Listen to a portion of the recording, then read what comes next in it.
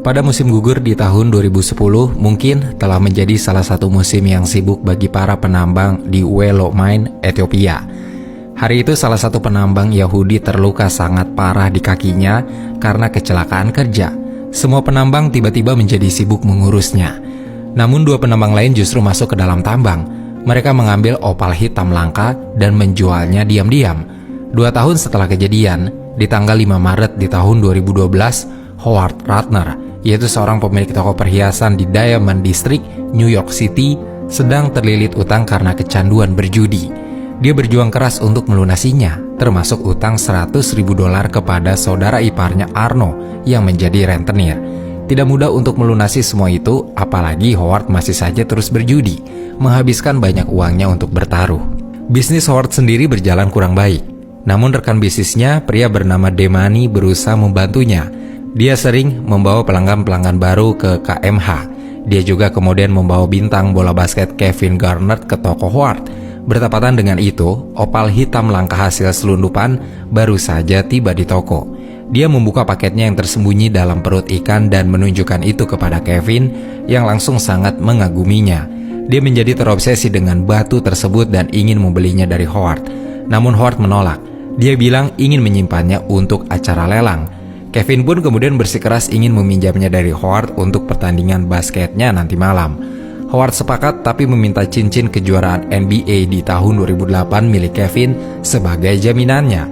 Setelah Kevin dan Demani pergi dari tokonya, Howard menggadaikan cincin milik Kevin itu seharga $21.000. Alih-alih untuk membayar utangnya, uang itu justru dipakai untuk berjudi lagi. Dia taruhan untuk Kevin dan timnya. Taruhan dengan jumlah yang sangat besar, yaitu $40.000. Namun ternyata keputusannya ini justru menguntungkannya berkali-kali lipat. Kevin berhasil memimpin pertandingan. Howard yang baru saja pulang dari rumah istrinya, Dinah, segera pergi ke apartemen pacarnya, Julia. Pernikahan Howard memang akan segera berakhir. Dinah ingin bercerai dengannya setelah hari Paskah. Tidak pasti apa alasannya, mungkin karena Howard kecanduan berjudi atau karena Howard berselingkuh. Lalu keesokan harinya, Demani menemui Howard hanya untuk mengatakan kalau batu opal langka itu masih di tangan Kevin. Dia belum mengembalikannya. Howard sempat mengajak Demani untuk menemui Kevin, tapi Demani justru meninggalkannya sendirian. Hal ini benar-benar membuat Howard sangat marah. Acara lelangnya gagal total karena opal itu tidak kembali padanya. Dia berusaha menghubungi Denny lagi, tapi tidak ada balasan sama sekali. Malam harinya saat Howard datang ke acara pertunjukan drama sekolah putrinya, dia ditangkap oleh Phil dan Nico, rekan mafia Arno. Howard pun berusaha melarikan diri dan sayang sekali usahanya ini tidak berhasil.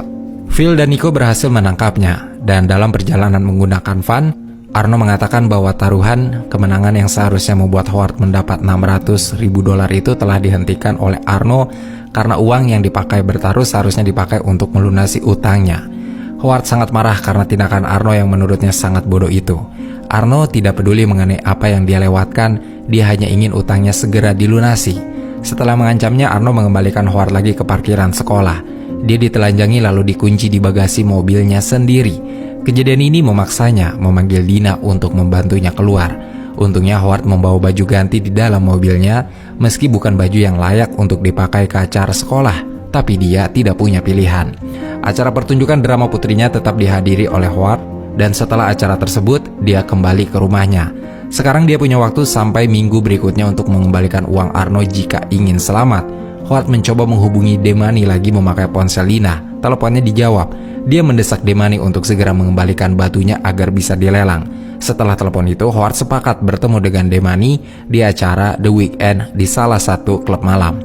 Setelah berjuang mencari Demani di tengah kerumunan, dia berhasil menemukannya di sudut dengan jaket glow in the dark berwarna orange. Penampilannya sangat mencolok. Howard menghampirinya dan tanpa basa-basi langsung menanyakan batu opal miliknya. Tapi Demani justru berkata kalau dia tidak membawa batu tersebut. Opalnya masih ada di tangan Kevin. Howard emosi, tapi dia memilih mengalah. Sayangnya emosinya ini memburuk setelah Howard menemukan Julia sedang menghirup kokain di kamar mandi bersama Weekend. Dia percaya kalau Julia juga berhubungan seks dengan lelaki itu. Howard bertengkar dengan Weekend hingga diusir keluar dari klub.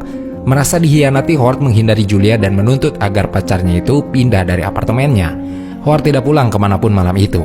Dia menginap di tokonya Dan keesokan harinya dia ditelepon oleh pihak lelang yang menanyakan kemana opal yang ingin diikut sertakannya dalam acara lelang. Dia hanya punya waktu hari itu sebelum perjanjian lelang dibatalkan. Untungnya sebelum perjanjian itu dibatalkan, Kevin kembali ke toko bersama Demani. Dia menawarkan untuk membelinya seharga $175.000, tapi Howard menolak karena dia yakin kalau opal itu jauh lebih berharga dan bisa mencapai angka $1 juta. Kevin akhirnya menuntut cincinnya kembali dan berniat mendatangi lelang di hari Senin seperti yang diarahkan oleh Howard. Cincin itu tentu saja masih ada di tempat pegadaian. Jadi Howard berbohong dengan mengatakan kalau cincin tersebut berada di rumahnya di Long Island. Dia berjanji akan mengembalikannya lagi pada Kevin nanti. Ya, meski agak cemas dan takut kalau Howard berbohong tentang cincinnya, Kevin tetap pergi. Selepas itu Howard memarahi Demani karena membiarkan Kevin memegang opal begitu lama. Keduanya kemudian berdebat dan bertengkar di kantor. Demani memilih berhenti karena tidak tahan dengan kelakuan Howard yang menurutnya sangat menyebalkan. Namun ketika dia melihat barang-barangnya yang dititipkan untuk dijual oleh Howard, ternyata banyak yang hilang. Demani semakin marah dan mengacaukan akuarium Howard sebelum dia pergi.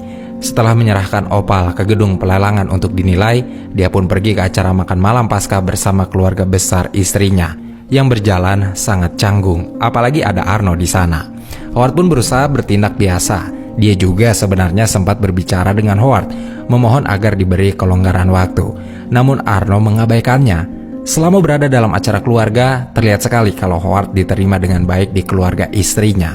Berbeda jauh dengan Arno yang diabaikan. Howard merasa senang berada di tengah-tengah keluarga tersebut. Dia merasa kalau keputusannya bercerai dengan Dina mungkin akan menjadi kesalahan dan penyesalan besar untuknya. Jadi kemudian dia berbicara dengan Dina, mengatakan agar pernikahan mereka diberi kesempatan sekali lagi. Howard juga mengungkap kalau dia sudah putus dengan Julia dan menyadari kebodohannya. Tapi Dina menolak dengan tegas untuk mempertahankan pernikahan mereka. Dalam perjalanan pulang, Howard mampir ke apartemennya bersama keluarganya. Dia tidak menemukan Julia di sana, perempuan itu benar-benar pergi. Namun sekarang anak laki-lakinya tahu kalau Howard berselingkuh dari tetangga apartemennya. Dia memintanya diam dan tidak membicarakan hal tersebut kepada saudaranya yang lain. Meski terlihat kekecewaan di wajah anak laki-lakinya, tidak ada yang bisa Howard lakukan.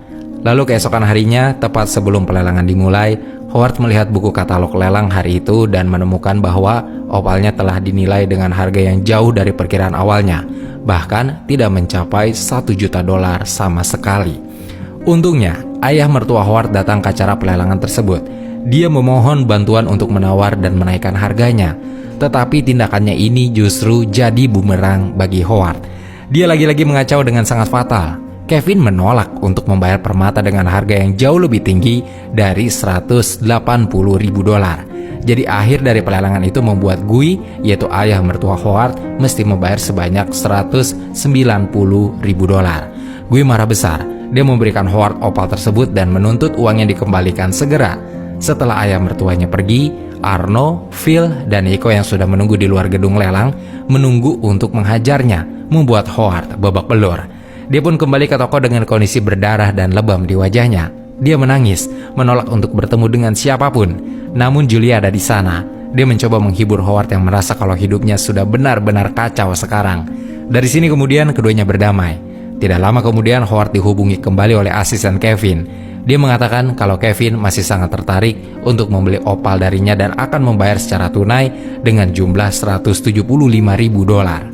Howard berpikir ini akan menjadi jalan keluarnya.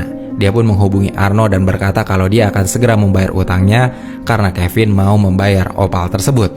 Howard segera mengambil cincin milik Kevin di pegadaian dengan menukar cincin di tangannya. Dia mengembalikan cincin kejuaraan NBA itu ke Kevin, lalu mulai transaksi mereka di dalam toko.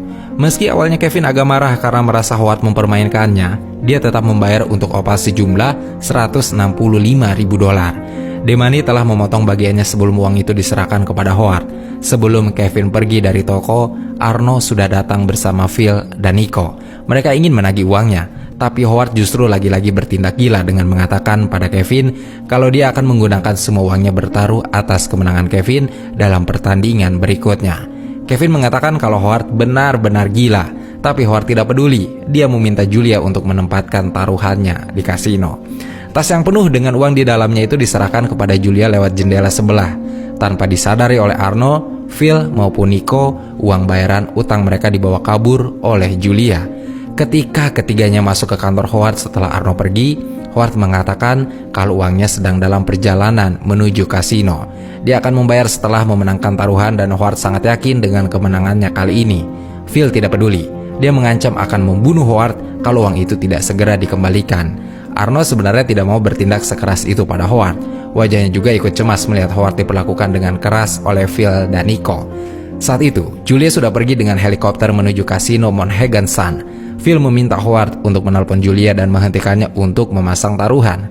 Tapi, tentu saja dengan kegilaannya, Howard menolak. Sebenarnya Arno, Phil, dan Nico mau memberikan Howard kesempatan lagi sampai pertandingannya selesai. Tapi tindakan Howard berikutnya justru membuat mereka kesal. Howard menjebak mereka di tengah pintu yang terlapisi oleh kaca anti peluru. Phil menelpon rekannya yang lain, mungkin untuk mengancam Howard melalui keluarganya. Jadi Howard segera menelpon Dina untuk mengevakuasi anak-anak mereka dari rumah. Julia sudah sampai di kasino dan menyerahkan uang taruhannya. Kalau taruhan itu menang, maka Howard akan menghasilkan lebih dari 1,2 juta dolar. Di toko dengan mafia yang masih dikurungnya, Howard menonton pertandingan di televisi, mengejek Arno, Phil, dan Nico yang masih terkurung. Pertandingan berjalan sesuai perkiraan Howard. Dia memenangkan taruhan ketika Kevin memenangkan pertandingan. Howard punya 1,2 juta dolar sekarang di tangan Julia.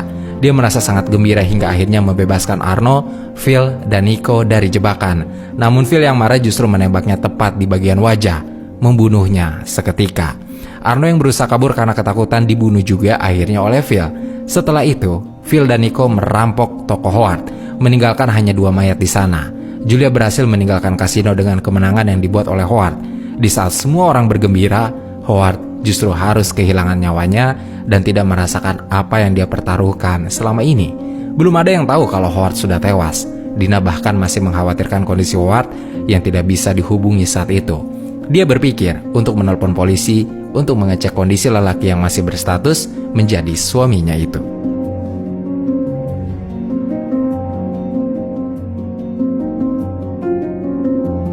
Uncut Games adalah film yang saya yakini akan membuat tekanan darah orang tiba-tiba naik karena menontonnya. Bukan karena film ini buruk, tapi karena film ini terasa sangat menyebalkan dalam artian yang positif. Uncut Games akan sangat berhasil memberikan cerita yang menghanyutkan emosi penonton, sekaligus membuat kita ingin meninju tokoh utamanya. Ya, tokoh utama yang dibangun dengan karakter yang sangat menyebalkan. Adam Sandler berhasil memainkan peran tersebut dengan sangat baik. Sepanjang durasi yang cukup lama, emosi penonton akan ikut diacak-acak ketika melihat tindakan bodoh, ceroboh, dan gila yang dilakukan oleh tokoh Howard. Juga bagaimana ketegangan terus meningkat seiring berjalannya waktu ketika para mafia menagih utang-utangnya. Uncut Games adalah film yang cukup istimewa, ya mungkin terlihat agak rumit dari segi cerita dan juga agak bertele-tele. Tapi selebihnya ini adalah kisah yang sangat-sangat menarik. Segitu saja teman-teman pembahasan kita kali ini. Sampai ketemu di pembahasan-pembahasan selanjutnya. Terima kasih dan wassalamualaikum warahmatullahi wabarakatuh.